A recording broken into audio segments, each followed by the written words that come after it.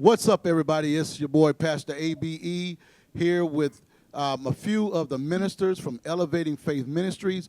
We wanted to come to you today on this King Day and do something a little different. We want to, rather than get out and march and do all these various and sundry things that other people are doing, we thought it best to commemorate the memory and the legacy of Dr. King by discussing it from a preacher's perspective. So today we have two great preachers from Elevating Faith Ministries to come to you and share with you what Dr. King means and the legacy of Dr. King from their perspective. Since his death many years ago, everybody has been clamoring to try to claim the mantle and ownership of what it means to be aligned with and allied with Dr. King. But if truth be told, those who fancy themselves as allies, their actual lives and their policies are anything but that of a true ally. So I wanted to hear it from a preacher's perspective today, what Dr. King means. So I have here with me today Angela Abraham. Angela is a powerful preacher of God's gospel. She's a minister in training here at Elevating Faith Ministries. She's done her formal studies at Oral Roberts University, and she is a woman after God's own heart.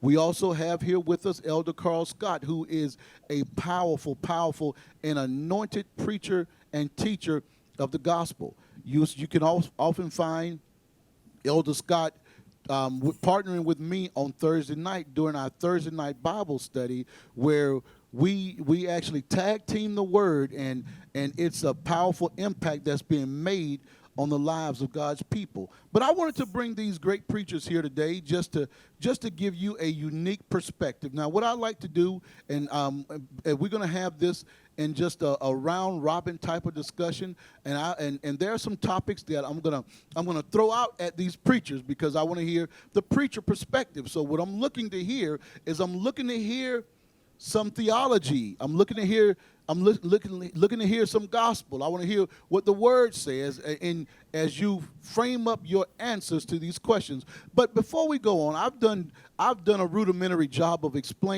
introducing both of these preachers to you. But Angela, would you take a few moments and just introduce yourself to everyone more formally?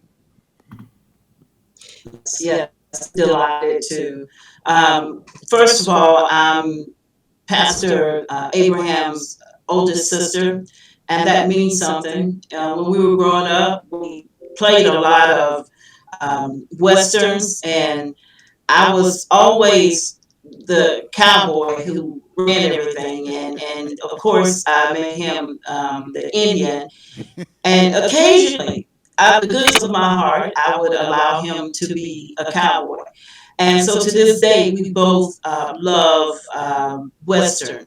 Now, another thing about myself is I love, not only do I love doing ministry, I love learning about the Jewish culture and the culture that Jesus came from. So that really shaped a lot of what I do here at church.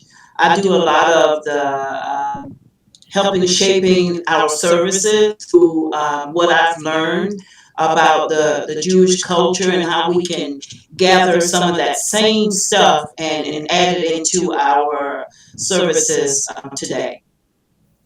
Amen. Thank you so much for that introduction. And y'all, she was trying to dress it up a little bit. Angela was not very fair with me growing up. She was not very fair, but she is my oldest sister, and I love her dearly, and I love her more because we're now co-laborers in the gospel.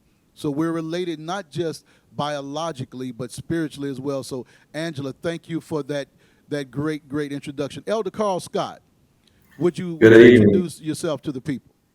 Good evening. As he said, I'm Carl Scott is my name. And what's so ironic is that we are all related.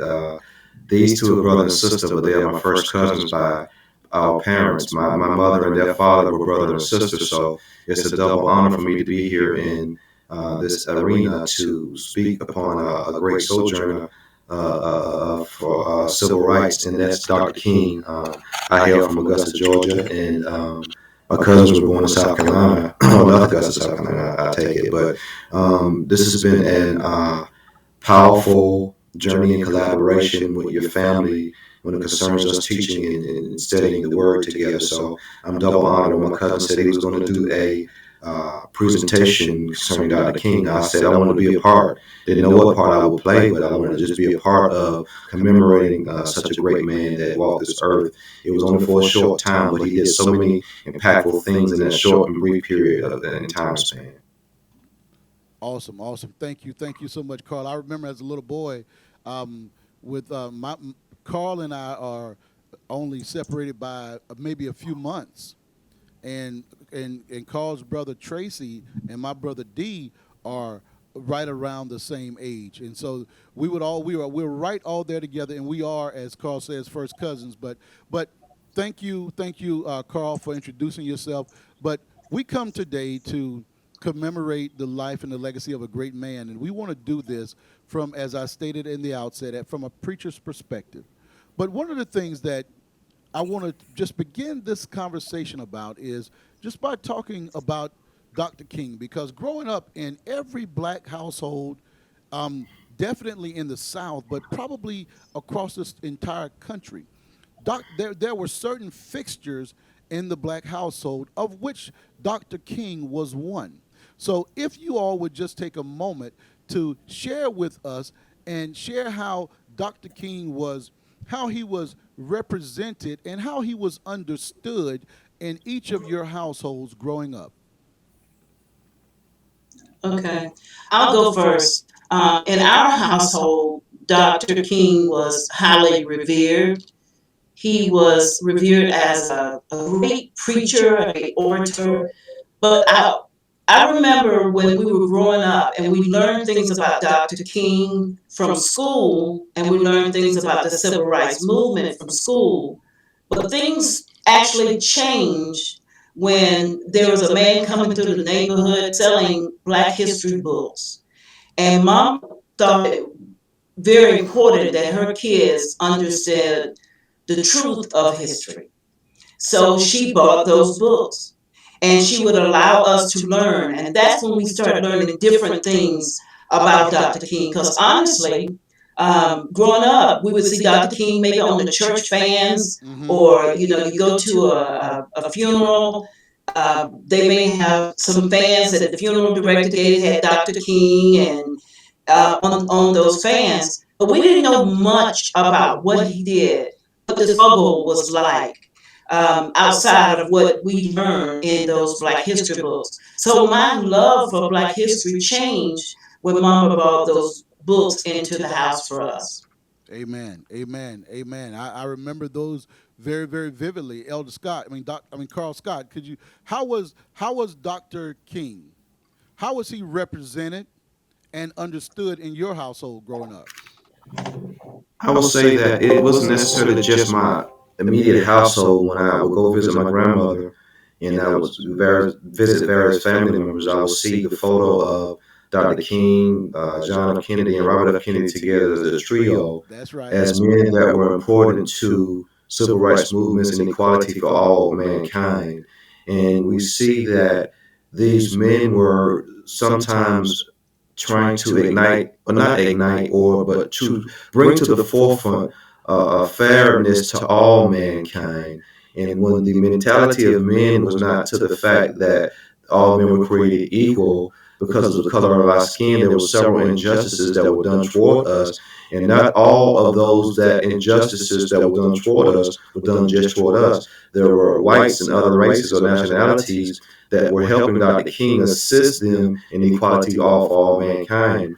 And when I think about the injustices that have occurred during the course of history, even to God's own chosen people, I think it's a spirit or it's a mentality that's taught. It's not something that's born in you, but it's taught to you. And so I think those that have been taught that mentality don't want to release from it. They feel that they are superior, that you are beneath, and things of that nature. So when I look at Dr. King being assassinated a month before I was born in '68, that really rings with me because what he was about was fairness and justice for all men. And so sometimes the documentation that was written for equality for all men was not enacted by all men. So in my upbringing and my understanding, learning even in schools and things of that nature, it really affected me and impacted me because of what he stood for.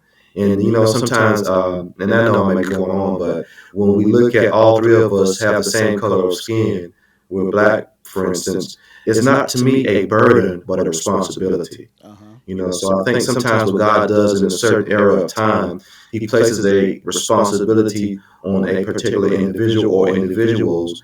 And then what happens is those individuals acclimate to that cause, and you come together to support the dreams and aspirations of others that are greater than yourself.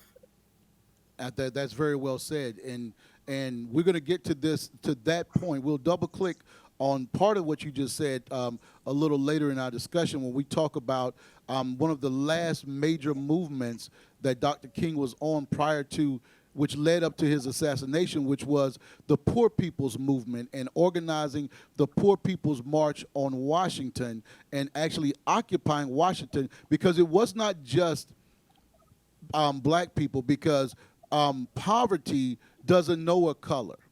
And so that Poor People's Movement was going to galvanize peoples of all colors and backgrounds and persuasions in one unified movement. But sadly, his life was cut short in April of 1968. But this was a young man. Dr. King was a young man. Many people forget that he was a very young man when his life was cut short. His ministry and his life of public service only lasted some 13 or so years. Only 13 or so years does Dr. King make his presence known to us in the public sphere. So I'll start with you first, Carl.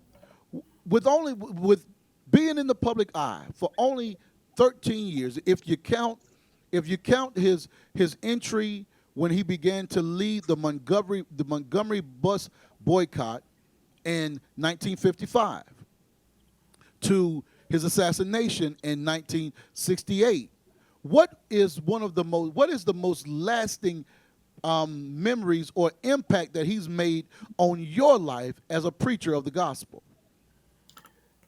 I feel that it's an awesome responsibility, like I mentioned earlier, not just for my color of skin, but when I think about how God Himself wants a cause to be carried, and I think of the lineage of our family, of how there are preachers, there are gospel singers in our lineage. It's not just by happenstance that the voice of the preacher or the one that has to carry a mission or a vision, although the mission or the journey is going to be short, what I think about is this. Although Dr. King had 13 years or so in the public sphere, Jesus had 3.5 years in his. But you can create a powerful impact. You can cause a powerful stir, because you know what I think it really is sometimes is the non-acceptance of truth. And when they don't want to accept truth, which is inevitable, watch this, truth can't be covered in lies. What has to happen is truth has to surface. So oftentimes people will try to galvanize people's mindsets by negative thinking, but truth will always win. So the impact on my life is welcome their responsibility, and in truth, and in what you do is going to be greater. Is going to be greater involvement than yourself, because other people are going to be a part of it. But sometimes God will give an individual the assignment to be a catalyst for a generation or for an era or for a time. And sometimes they will, taking out a person's life does not stop the agenda of the movement. You just remove the person from it. But now what happens sometimes is that that person's cause gets greater when that person is removed from the scene. My. Angela, would you answer the same question with his public Yes. ministry only being 13 years. What was the greatest impact he's had on your life as a preacher? Well, one of the greatest impacts that Dr. King had was to me was the fact that he denied himself and he put himself out there as a sacrifice and a voice and a face for the movement. Now, even though it cost him a great deal, it ultimately cost him his life. He had to finally come to a place, just like Jesus did, where he recognized that longevity has its place. Come on now. That he had a charge to keep for this present age. Come on now. So at times he would have to leave home, leave his little children, leave his wife, and he did truly what Jesus was saying. You have to pretty much forget about family, forget about mother, forget about father, because even his own parents were concerned about his life. Now, while they were very much proud of him and what he did and the impact he had, they were afraid for his life. But what really struck me about King, and King was not only a very smart man, but if you've ever seen King and seen some of his clothes, because I've been to the King Center, he was very small in stature. Mm-hmm. So here this man was who was very small in stature. He had people around him, just like Jesus, who he didn't even know if he could trust. Because during that time period, the FBI was infiltrating and going into those particular groups, causing so much turmoil and distrust. And just like Jesus, who had people who betrayed him and doubted him, so did King. King had people who were all around him who just did not know if he could trust, but he still made that sacrifice. And to me, sometimes when we have a call in our life and God says that he wants us to go ye therefore. See, it's one thing when we were going ye therefore, and it's another thing when we were just there and people are coming to us. Right, But right. he went out. He went out into dangerous places and he still did what he was called to do. To me, that's very impressive for someone who had a family, who had a wife, who had children, and he did it anyway. King said that forgiveness is not an occasional act, it is a permanent attitude. Forgiveness is not an occasional act, it is a permanent attitude. Reconcile that, if you will, Angela, with some of the harsh treatment that Dr. King and many others during the civil rights movement experienced when King had to leave home and leave his wife and leave his little children and get beaten and have water hoses turned on them and attack dogs loosed on them. Reconcile his statement here. Forgiveness is not an occasional act. It is a permanent attitude. How do you reconcile that? Well, from what I know about Dr. King, first of all, that's a very difficult position to take. Even though that's part of the tenets of being a Christian and being a good Christian, is to be able to forgive, because Jesus commands that we do that. It's a very difficult thing. And King he pulled from many different resources, not just the fact that he was a pastor or he was a Christian, but he studied from Mahatma Gandhi, and he learned that way of living is really like an easy way of living, and just really casting your cares, upon someone that's greater than you. That's the only way a person is able to do that. And consequently, that was probably one of the things, the biggest bones of contention that people had against King. Because how could a man who have experienced so much, have seen so much hardship and people coming against him, and what he's seen, and the justice not being in favor of black people, how can he say such a thing as that? It makes you wonder, what manner of man is he? My. What manner of man can say that forgiveness is not a sometime thing, it's an all time thing? So he must have had some true conviction that he was holding on to that made him be able to say that. Which made some of our own people think him soft, because there were some of us who got sick Yes. and tired of being sick and tired. We're sick and tired of being beat in the head and have our kids bit by dogs. And you had some who were more on the more radical end of the spectrum, the Stokely Carmichaels and the H. Rap Browns and the Malcolm X's and all and many others. They thought Dr. King was too passive, but Dr. King took a more measured approach, a more Christ-like, non-violent approach. But that still causes some now that view of nonviolence, which led him to be awarded the Nobel Peace Prize in 1964. That is through that prism of rose-colored glasses, Carl, that people tend to look at Dr. King through. They look at Dr. King with rose-colored glasses. He's the pacifist. He's the nonviolent one. But Dr. King took very strident views when it came to poverty. He took very strident views when it came to his opposition to the Vietnam War. Some of those views, some even today would say, are controversial. What do you think about those who only want to pick out the good, easy, the good Negro part of Dr. King and completely throw away the fact that Dr. King was opposed to poverty and injustice and what he reviewed as an unjust war in Vietnam? Is that addressed to me? Yes.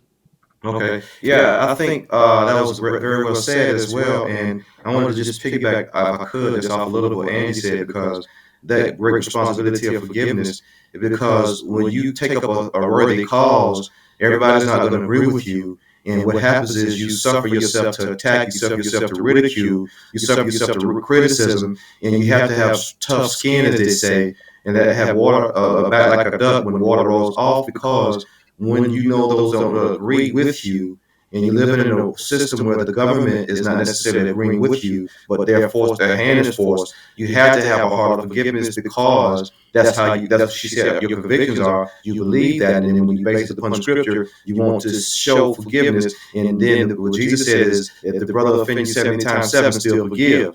It's what he was saying is not necessarily a numerical number, but it can be repeated that you have to forgive, and forgiveness is it's not for them, but it's for you. But concerning the poverty, he said, declaring my conscience leaves me no other choice. He described the wars and the deleterious effects of both the Americans' poor and the Vietnamese poor, insisted that it was morally comprehensible for the U.S. to take radical steps to halt the war through nonviolent means.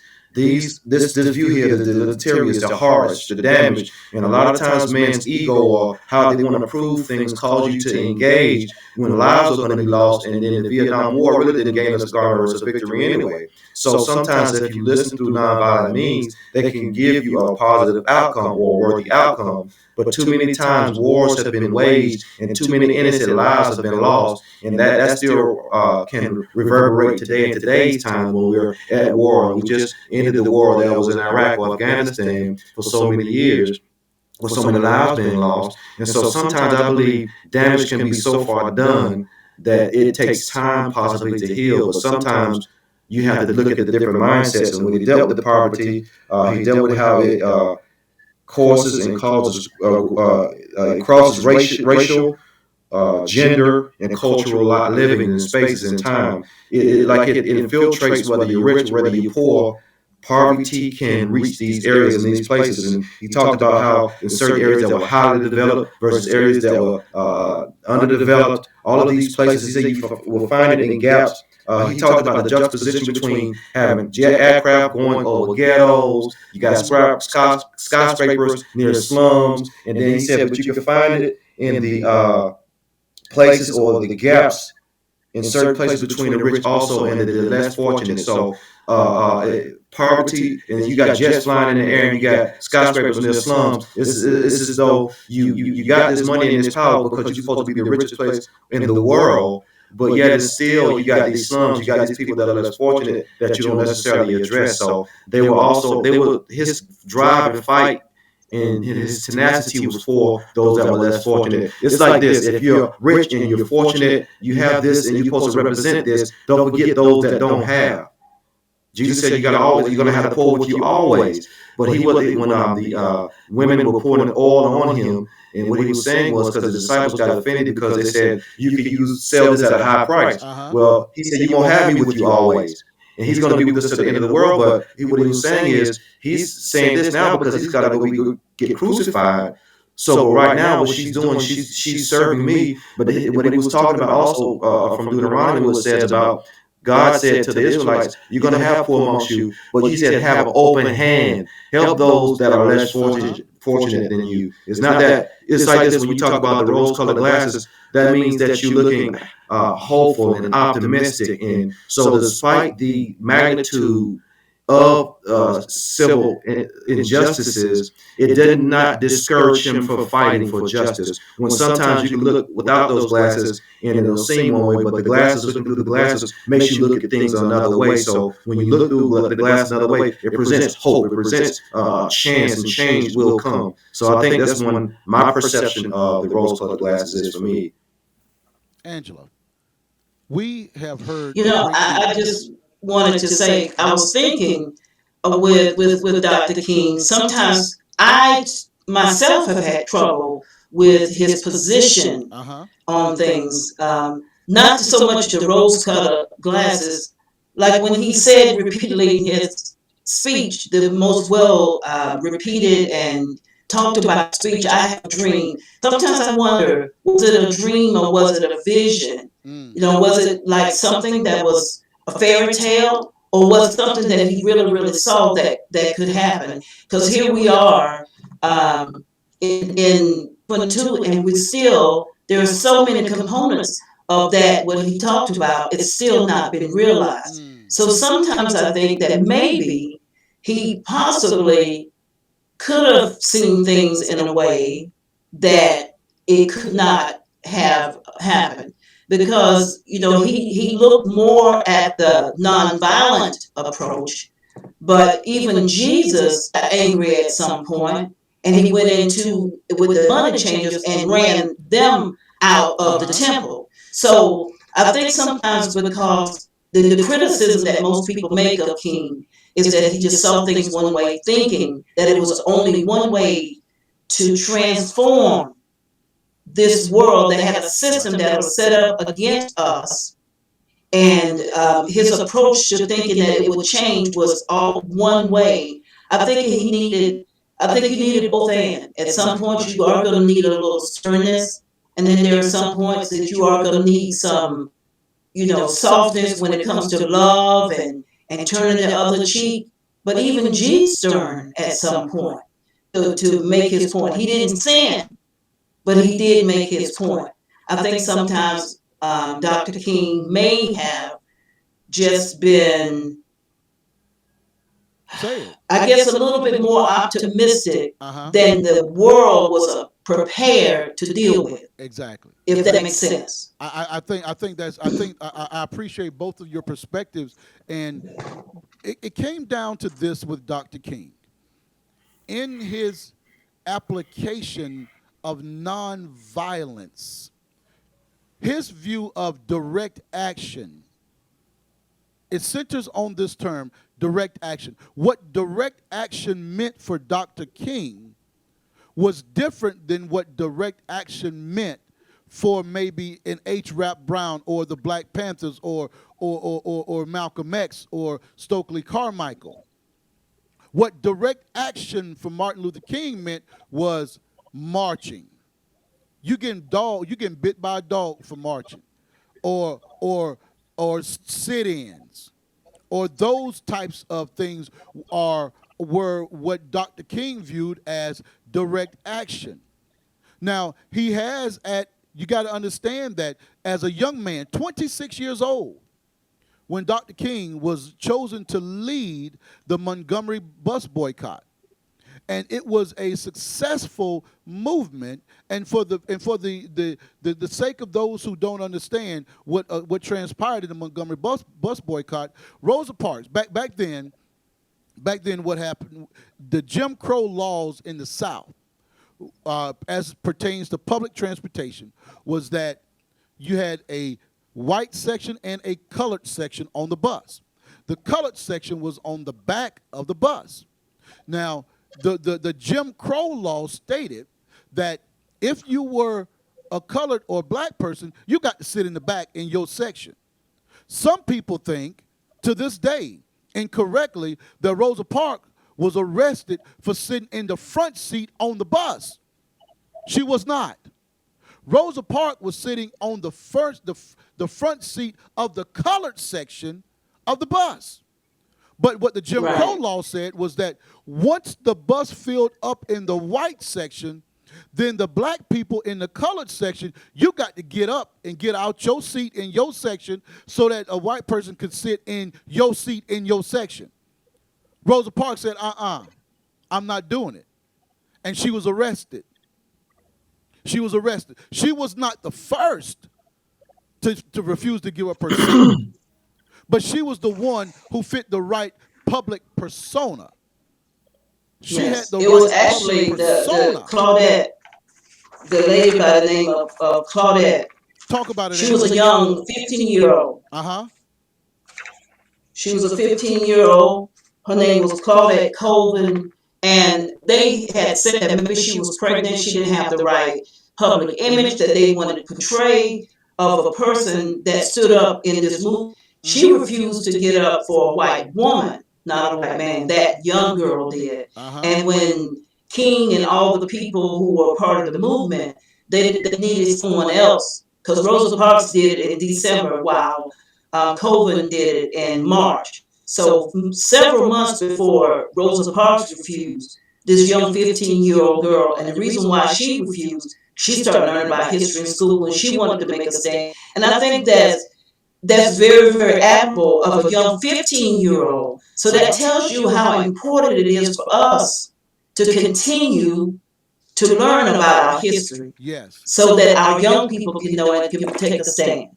I'm glad you brought up the young sister Colvin, because there are, I see parallels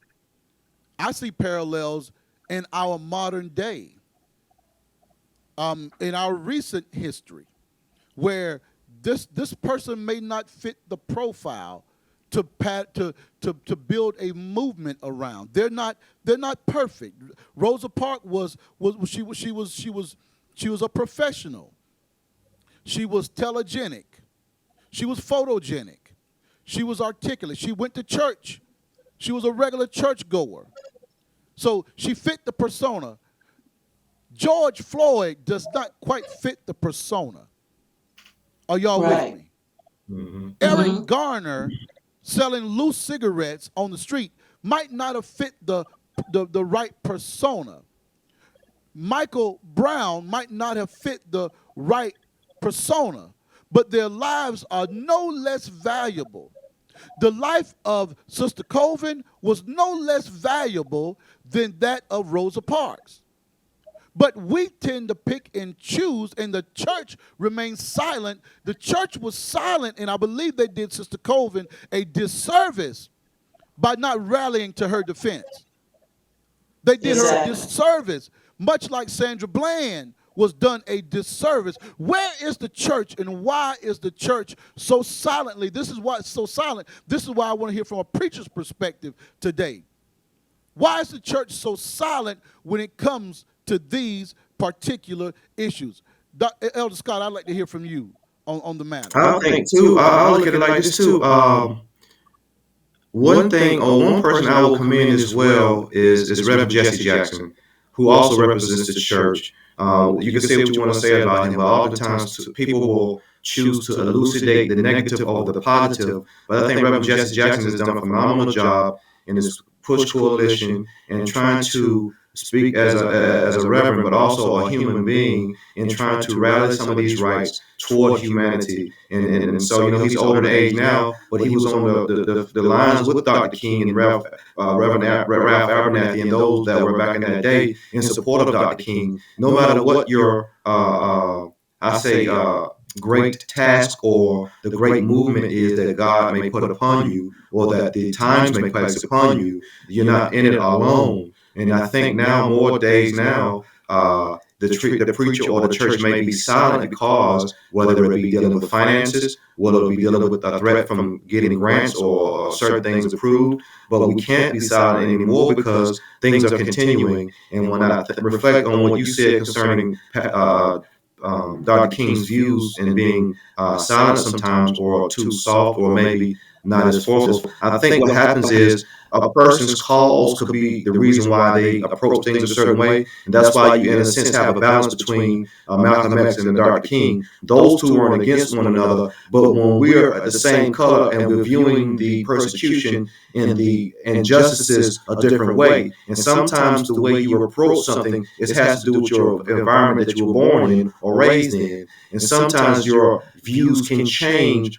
over a course of time. So I think that it wasn't wrong the way he responded, because sometimes there may be, you may be the most peaceful one, but there may be somebody that may handle it a certain way or a different way. That does not necessarily mean it's wrong, but there was two views and different perspectives on how we should handle this.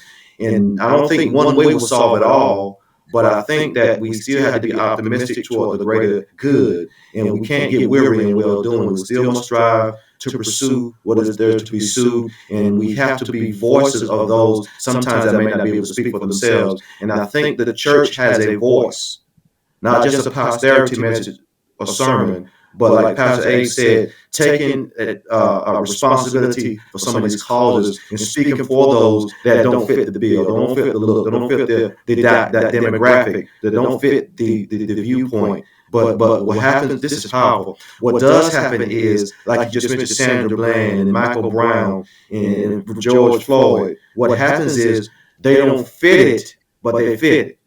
If you hear what I'm saying, what happens is with their actions in life, whether they were right or wrong, it brings a face to a bigger issue. So now what happens is you got the Breonna Taylor and the Sandra Blands, those that have been done an injustice toward, whether you want to recognize them or not. What happens is they become recognized in the, what happens, this is powerful.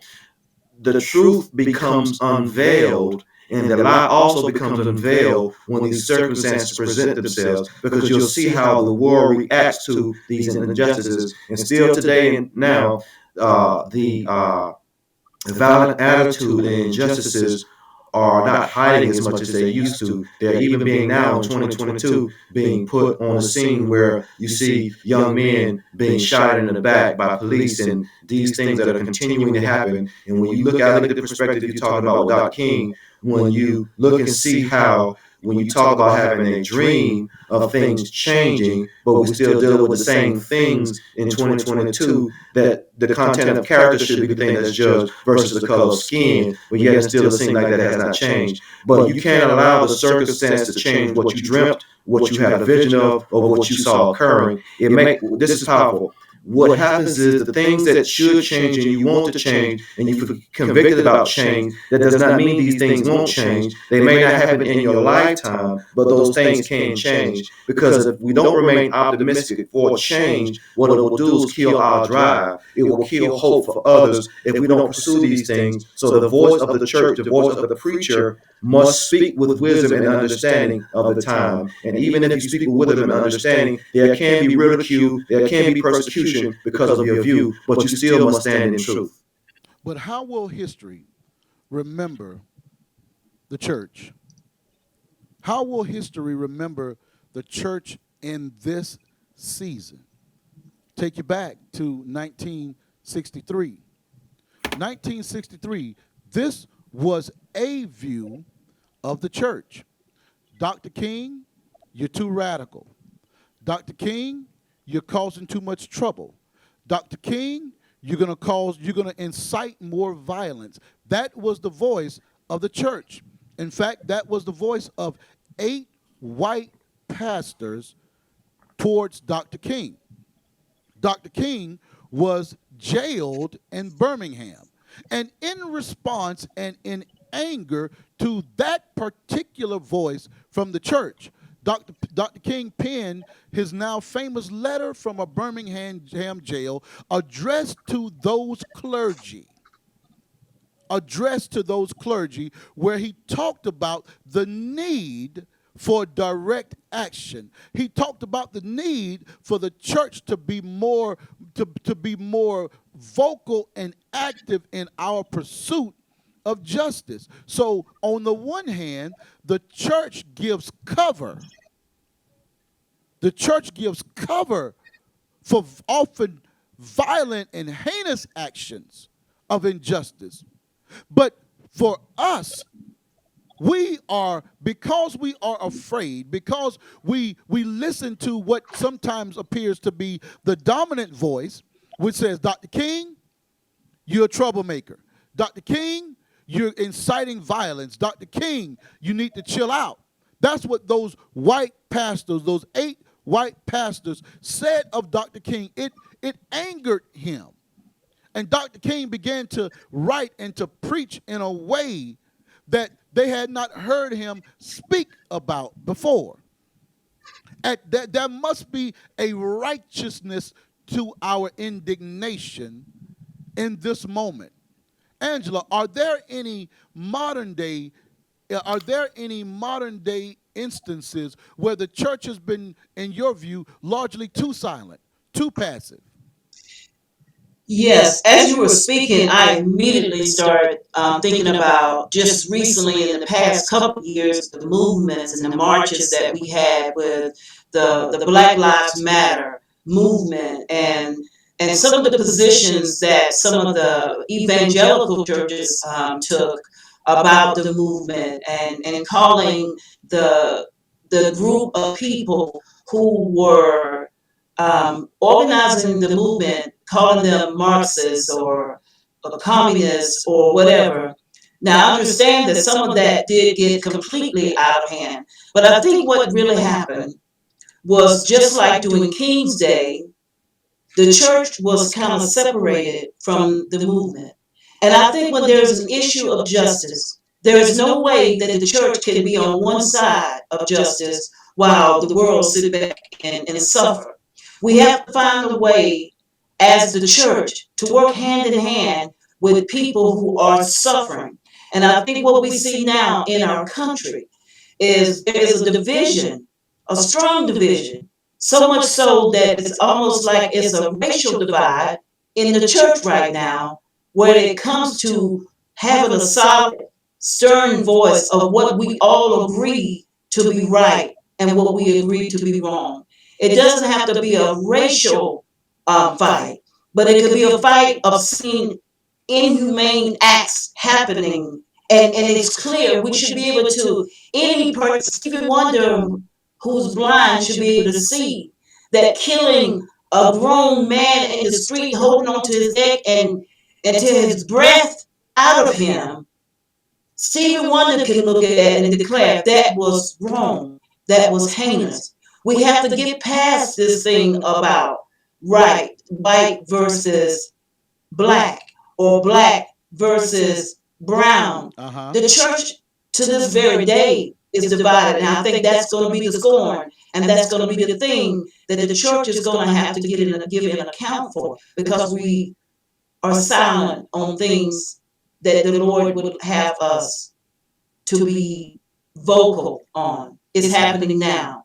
We need to, if we're going to sit back and criticize these young people for the way they march, we do need to offer them some sort of guidance. We need to work with them, provide support for them, be a sounding board for them, pray for them. But I think we've been largely silent as we've watched as some of these movements, they have gone completely awry. But some of it is not because of what some of the intentions were for these young people. It's because they didn't have good leadership. I think that we need each other. We need the young people, and the young people need us. We need their energy, and they need our wisdom. Let me, We Carl, I'm need going to their come to you, energy. but I want to read to you just a passage that Dr. King wrote, Angela, that dovetails very fits right in with what you're saying, because oftentimes what we're seeing is these black brothers and sisters are being shot dead, and under the guise of it was legal. It was a righteous shoot, is what the cops would say. It was legally justified. Look at what King writes, almost in anger. You can almost hear his visceral tone as he writes this. We should never forget that everything Adolf Hitler did in Germany was legal, and everything the Hungarian freedom fighters did in Hungary was illegal. It was illegal to aid and comfort a Jew in Hitler's Germany. Even so, I am sure that had I lived in Germany at the time, I would have aided and comforted my Jewish brothers. If today I lived in a communist country where certain principles dear to the Christian faith are suppressed, I would openly advocate disobeying that country's anti-religious laws. Now, here's the point I wanted to get to. I must make two honest confessions to you, my Christian and Jewish brothers. First, I must confess that over the last few years, I have been gravely disappointed with the white moderate. I have almost reached the regrettable conclusion that the Negro's great stumbling block in the stride towards freedom is not the white citizens' counselor or the Ku Klux Klaner, but the white moderate who is more devoted to order than to justice, who prefers a negative peace which is absence of tension to a positive peace which is the presence of justice, who constantly says, I agree with you in the goal you seek, but I can't agree with your methods of direct action, who paternalistically feels that he can set the timetable for another man's freedom, who lives by the myth of time and who constantly advises the Negro to wait until a more convenient season. Shallow understanding from people of goodwill is more frustrating than absolute misunderstanding from people of ill will. Lukewarm acceptance is much more bewildering than outright rejection. You can almost hear the anger dripping from King's pen because of those who, to your point, Angela, criticize the entire Black Lives Matter movement writ large and miss the message that Black lives matter. So they'll find a small disagreement with the structural setup of the movement and completely disdain the message. They'll find a grievance in a small thing that these people who've been beat about their head and neck and pushed down and kicked down and choked out and shot down, and yet they're being told when, how often, and how loudly to say ouch. That's what King is writing here. You stomping on my toe all day long, but with steel-toed boots. But you're telling me when, how often, and how loudly to say ouch. That's powerful what Dr. King wrote. Wow. And so we have a responsibility because there are some moderates in the church that's causing a divide. There are some in the church that say we should not be concerned about whether our members are safe or not from this global pandemic. There are some in the church that say we should not take a position on voting rights. I believe that based on this, King would argue differently. What say you, Carl? I agree with you 100%. When you're the one that's receiving the toe getting stomped on, and you're the one doing the stomping, you don't feel the pain of the stomp. You don't feel the pain of the injustice. You don't feel the pain of the poverty. You don't feel the pain of the hoses and the biting. You until you sometimes experience what we're experiencing, the pain that you're feeling from the foot being stepped on. That means you need to watch this. This is powerful. I know I keep saying that, but when you're the one that's getting the bites and the water hoses, when you feel pain in your area, that's because your nerve endings feel it and sends the pain to your brain. But when you're not feeling that pain, you can say, wait, you can say that more violence is going to be inside it. But that's how you comment from the outside looking in, because you're not the one that has to go to a separate place in the restaurant. You can sit in the privileged places on the bus. You can get it from the best water fountains. But when you're not experiencing that injustice, because watch this, you're not, in a sense, this is powerful, and this is one thing I won't do a how shall I say it, indictment toward the white race. But what I will say is that they may be white, we may be black, but there are certain things that you won't experience or understand from a black standpoint, and there are some things you may not understand from a white standpoint.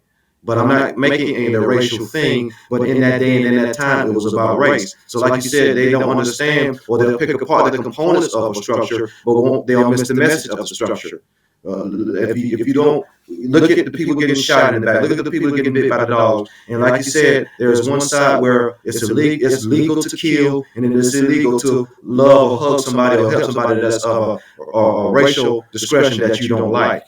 You see, so I think today, like you said, right now, I think that we as a church are making some noise and not being silent about these issues, these present issues that are plaguing those that are serving under us and hearing voices of wisdom from our messages. But what about the voices and the messages of hope? The voices and the messages, what I thank God for is that He's allowed us all to experience a place in life that we can relate to somebody that may be a little less fortunate. They may have more than us, some of them. It's not all economics, but my point is He allowed you to be in a point of relativity so that you can understand how to speak and how to support that person's vision and that person's viewpoint. And I thank God today that may not be well-known individuals, but this is one thing I want to say as I thought about this. I believe if you change the life of one individual, you can change the life of many. Yes, you can. Yes, you Wow. can. And I want to go ahead. Go add ahead. something to that. This goes back to the series that you've been preaching over since New Year's, and we walk right past the fact that when Jesus met that woman at the well, this was a not only a cultural thing, it was a racial thing, Uh huh. because she was not a whole Jew.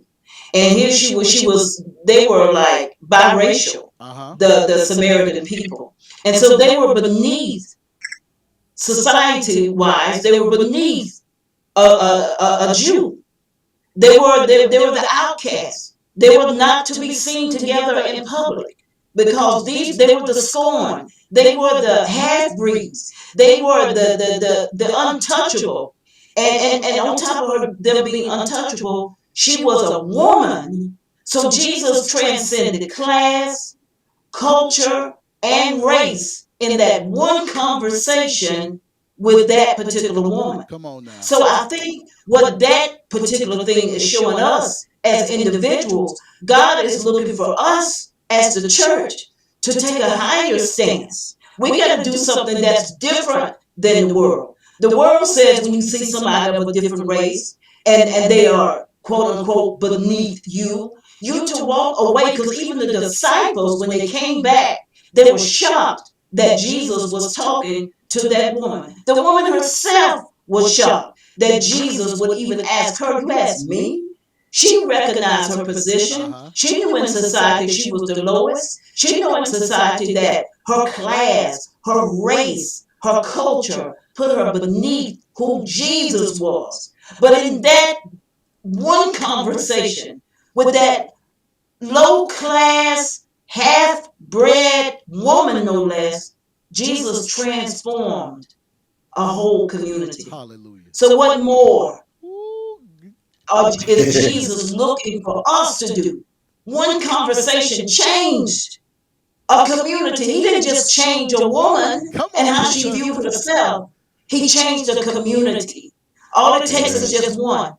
You said it right, Scott. It takes just one. So here we are. We're pointing the finger. Oh, that's a white person. Or that. No, God is looking for us to have some of these critical conversations. For us to have some of these critical conversations, just like Jesus did. He went out his way to go to a place where they avoided. The Bible tells me that they would avoid going through that area on purpose. They didn't want to meet up with a Samaritan. Are you kidding me? We do all we can not to go to that part of town. People do all they can not to come to my side of town. because they don't want to touch me. They don't want their lives to be intercepted by my life and who I am as a woman, who I am in my race. But God is looking for us to do something different, to do that radical thing. And I think that's what King demonstrated in his life. He did the radical thing. And I think we have to have those radical conversations, live a radical life, so that we can make a great change for the gospel of Jesus. What a And I'm powerful. sorry I got all I love it. preachy, but I felt that. I love it. I love it. This is what we mean by a preacher's perspective, because only a preacher can put such a fine point on the life of Dr. King, who was a great preacher in and of himself. Now, the final thing I want to ask you all as we leave and close out this session is I want to hear from a preacher's perspective again. Give me one quote or saying from Dr. King. There are many that has resonated with your life, and just Carl, just go ahead. Something from Dr. King. This stamped something on my mind, my brain, my spirit. As we were a few years ago, we went to the Martin Luther King Monument in D.C., and there are many quotes that they had around him. But one that stood out to me was, "Injustice anywhere is a threat to justice everywhere." If what that said to me was, the seed planted of injustice at one place that's received will spawn injustices everywhere. When you look at society, if the thing is, a lot of times love and hate are two things that are at the forefront of life. And when you have love can be spread positively, but oftentimes it's the hate. When you have a seed of hate that's planted, look at this is powerful. Look at the hate spawning through generations. And so we should have been done with civil rights a long time ago issues. But even then, when Dr. King was about the civil rights movement, this was trying to make sure that the Emancipation Proclamation was going into effect. But look at from the time of 1865 to 1960, dealing with civil rights, and now we're still dealing with it in 2022. So I believe that if we can spark love, we can spark joy, we can plant those seeds, that those seeds can spawn. And I just wanted to just add this one thing before we go about what you said when we talk about the injustices and the equality in the culture and the gender aspect. When we deal with it concerning even women in the workplace, how men and women can do the same job, but the man will make more than the woman. And there's legislation that have been passed. I know President Obama passed some legislation for the Equal Pay Act for women, but yet and still today's time, it seems as though the women have to really fight hard to even receive equal pay in industry. When I think about actors that act, I forgot the actors, I can't think of them right now.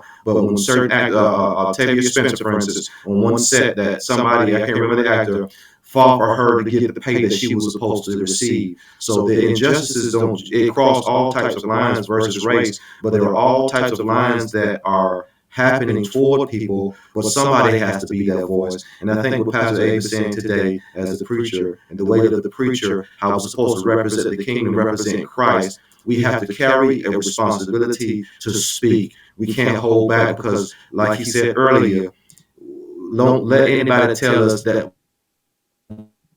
What about hate? What kind of problems is hate started? What kind of violence is hate doing? What kind of violence is separation or segregation starting? So when we feel that there was a right place to start and speak, we need to do it now, because tomorrow is not promised. It says we have to work while it was day, because when night comes, no man can work. So we have to work now while we have the breath, while we have the strength, while we have the wisdom, while we have the tenacity, while we have the resistance. Injustice anywhere is a threat of justice everywhere. My. Angela? Angela, same question. Dr. Martin Luther King said a lot of things, and it was hard to find just one. But I find one that a lot of people don't quote as much. Mm-hmm. He said, "There is nothing more tragic than to find an individual bogged down in the length of life, but devoid of the breath of life." Wow. How deep and how well you live. And I think that is the case. We have all these modern medicines, we're doing all these things to live long. But in all those years of living, we don't think about what we are planting, what we're giving, and what we need to do to make this world a better place. It doesn't matter if you live 5 years or 105 years. What matters the most is, did you live? Did you give? Did you serve? Did you make an impact? Did you change this world for the better? And I find, we talked about how Jesus had such a short ministry. Jesus lived probably to be around 33-ish of what some theologians believe. That he lived to around 33, and then you had Dr. Martin Luther King. His public service history was for about 13 years. That's not very long for someone of his stature. But here it is. He lived a short life, but he lived a deep life. And to me, that one statement calls into question, are we living on purpose?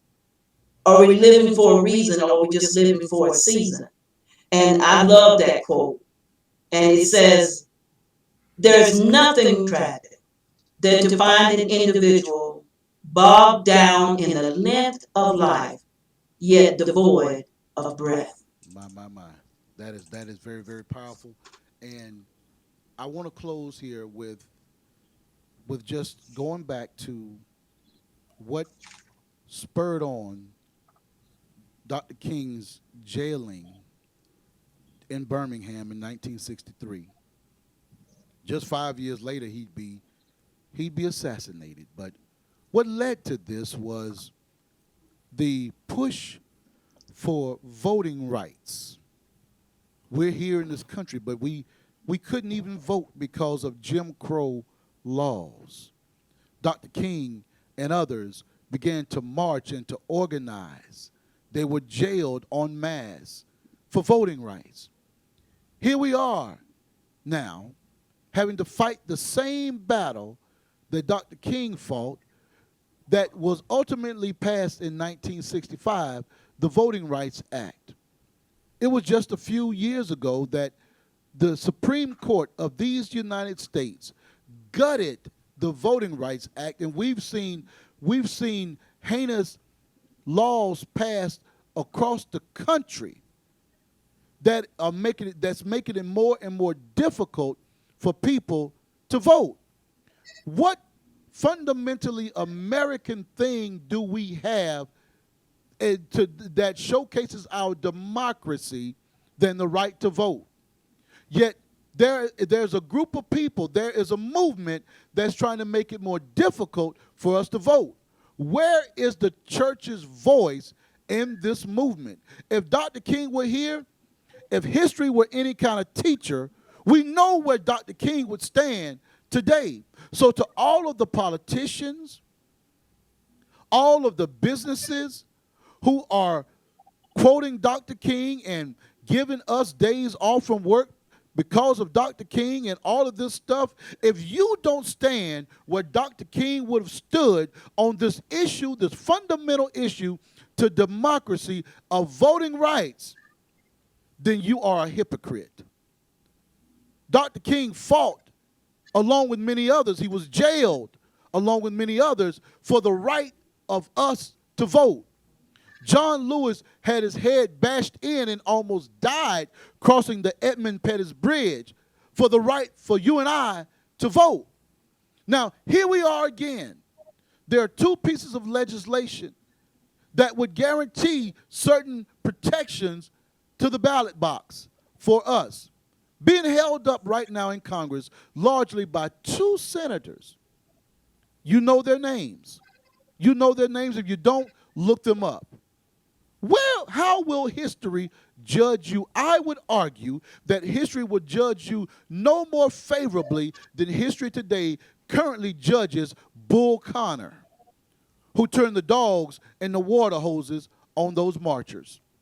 I would argue that history will not judge you favorably, senators, for obstructing voting, these fundamental voting rights legislation. And to the church who's silent, we will be silent no more at Elevating Faith. We must have the faith in knowing that our voice matters. We must have the faith in knowing that our words matter. My final quote from Dr. King, and I'm out of here, is this. He said, faith is taking the first step, even when you can't see the whole staircase.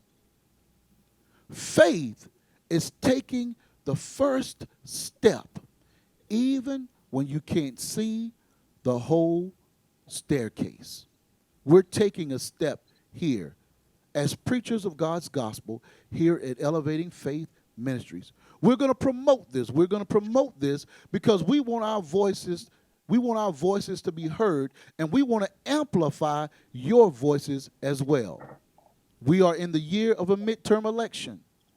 Will we make our voices heard this year? In 2024, we have another presidential election. Will we make our voices heard? Will we fight for those things that make it possible for us to vote? Or will we sit silently by and listen to those who tell us, not now, wait, you're too quiet, you're too loud, be quiet. You can't say ouch that loudly.